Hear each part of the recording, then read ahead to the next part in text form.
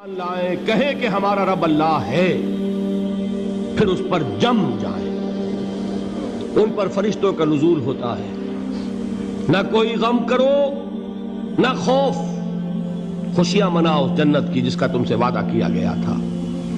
اللہ کی ربوبیت پر اطمینان جب انسان کو ہو جاتا، میرا رب اللہ ہے، ربی اللہ، انسان کے لیے نہ کوئی کھٹکا، نہ کوئی خطرہ، نہ کوئی خوف، نہ کوئی حزن۔ جو کچھ ہو رہا ہے کس کے اذن سے ہو رہا ہے؟ اللہ کے اذن سے۔ اللہ کے اذن کے بغیر پتا تک نہیں ہلتا۔ یہ کوئی اندھا بہرا مادہ نہیں ہے جس سے مجھے کوئی خوف ہو۔ اندھا بھینسا چلا آ رہا ہو اس سے تو ڈرنے کا ہر انسان کو ڈرنا چاہیے، نہ معلوم کس کو ٹکر مار دے۔ لیکن نہیں، اس کائنات کو چلانے والا ایک سمیع و بصیر خدا ہے، وہ جو میرا دوست ہے، میرا ولی ہے۔ اللہ ولی الذین آمنوا یخرجہم من الظلمات الی النور۔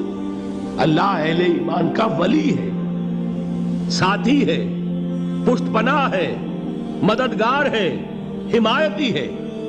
بتائیے جسے یقین ہو جائے کہ اللہ میرا مددگار، اللہ میرا محافظ، اللہ میرا پشت پناہ، اللہ میرا حمایتی، اس کے لیے کوئی خوف ہوگا؟ اس سے کوئی ڈر ہوگا؟ میں مثال دیا کرتا ہوں ایک بہت سادہ پنجاب کے دیہات کی۔ وہ بڑا چودھری ہے اور کوئی غریب کسان ہے۔ اس غریب کسان کے جانوروں کو ہر وقت اندیشہ ہوگا چوری کا، کوئی میری بھینس کھول کر نہ لے جائے، کوئی میرا بیل کھول کر نہ لے جائے۔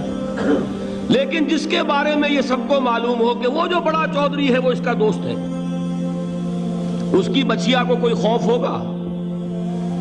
اس کی بھینس پر کوئی ہاتھ ڈالے گا؟ اسے کوئی اندیشہ ہوگا؟ نہیں۔ کیوں؟ کہ وہ بڑا چودھری، بڑا اس کا یہاں کا سردار، جاگیردار، سب کو معلوم ہے وہ میرا دوست ہے، کوئی میرے خلاف اقدام نہیں کر سکتا۔ اس دنیا میں یہ چھوٹی سی بات اگر آپ کے دلی اطمینان اور سکون کا باعث بن سکتی ہے تو ذرا تصور کیجئے۔ میں لفظ تصور استعمال کروں گا صرف اس لیے کہ اس کا ہم جس کو کہتے ہیں ادراک اور شعور کر نہیں سکتے، اگر کے ساتھ کر سکتے۔ اگر یقین ہو کہ اللہ میرا مددگار اور یقین ہو کہ اللہ ہر آن میرے ساتھ ہے، پھر کوئی خوف؟ کس کا خوف؟ کوئی شے اللہ سے بالا تر ہے؟ کوئی قوت اس سے زیادہ طاقتور ہے؟ کوئی اس کے ارادے کو بدلنے والا ہے؟ کوئی اس کی مشیت کے آڑے آنے والا ہے؟ یہی بات ہے جو حضور نے فرمائی۔ یہ ایمان کا حاصل ہے لب لباب،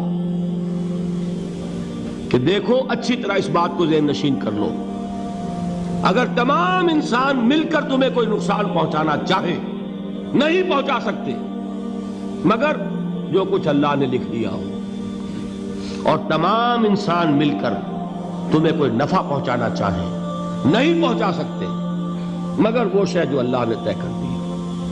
آپ پھر میں کہوں گا ذرا طاری کیجئے، اسے فرض کیجئے، اسے سوچئے۔ اگر اس حدیث پر ہمارا دل ٹھکا ہوا ہو تو کسی سے ڈر ہوگا؟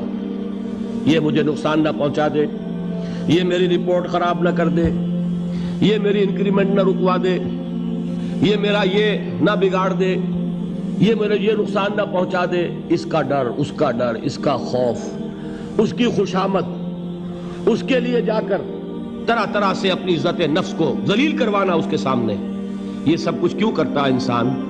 جب سمجھتا ہے کہ اس کے ہاتھ میں میرا کوئی نفع ہے، اس کے ہاتھ میں میرے لیے کوئی ضرر ہے، یہ مجھے کوئی غضب پہنچا سکتا ہے، یہ مجھے کوئی نقصان پہنچا سکتا ہے، یہ میرا کوئی کام بنا سکتا ہے، یہ میری کوئی ضرورت پوری کر سکتا ہے، اسی کا نام شرک ہے۔ جہاں آپ نے یہ سمجھا کہ غیر اللہ کے اندر کوئی طاقت موجود ہے، وہی شرک ہے۔ بتوں سے تجھ کو امیدیں، خدا سے نومیدی، مجھے بتا تو صحیح اور کافری کیا ہے؟ شرک تو یہ ہے۔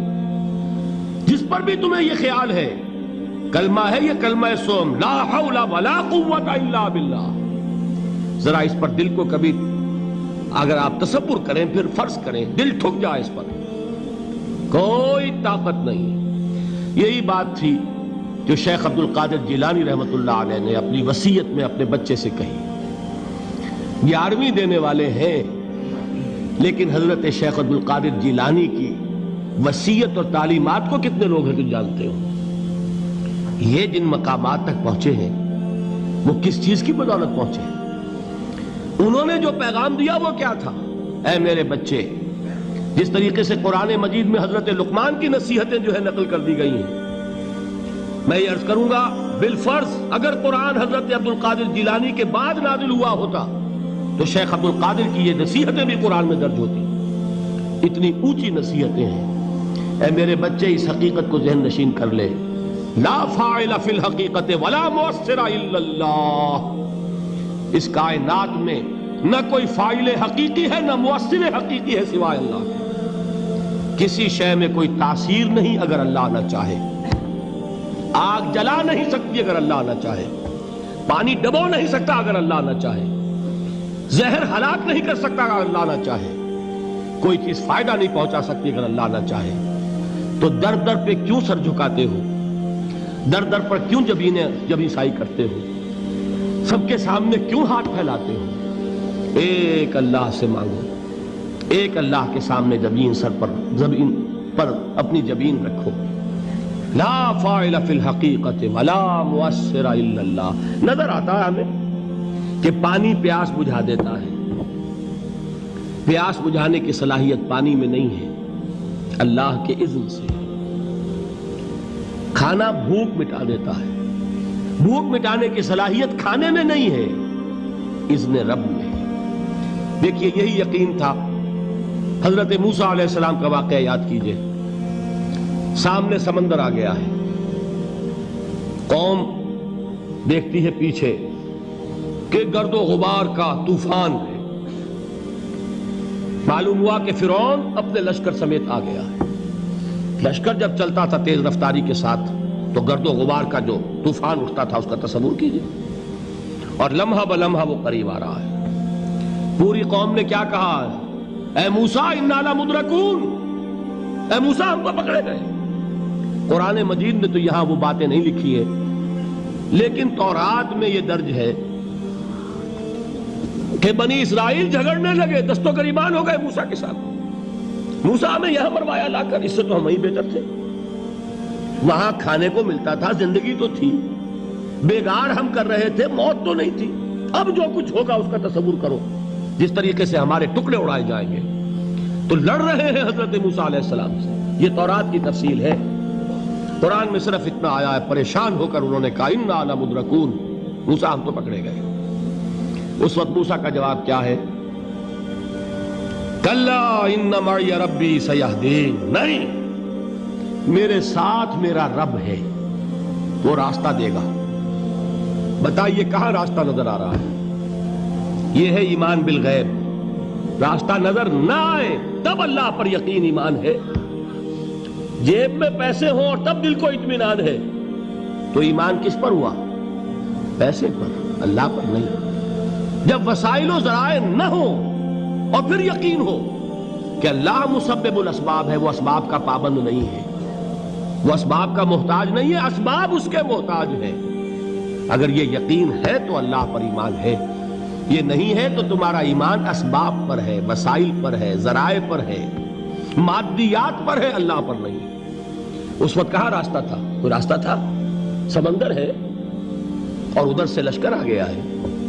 کلا ان معی ربی سیہدین.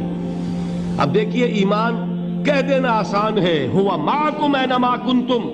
جہاں کہیں بھی تم ہوتے ہو اللہ تمہارے ساتھ ہوتا ہے. لیکن اس کا یقین قائم ہو جائے تو زمین و آسمان کا فرق واقع ہو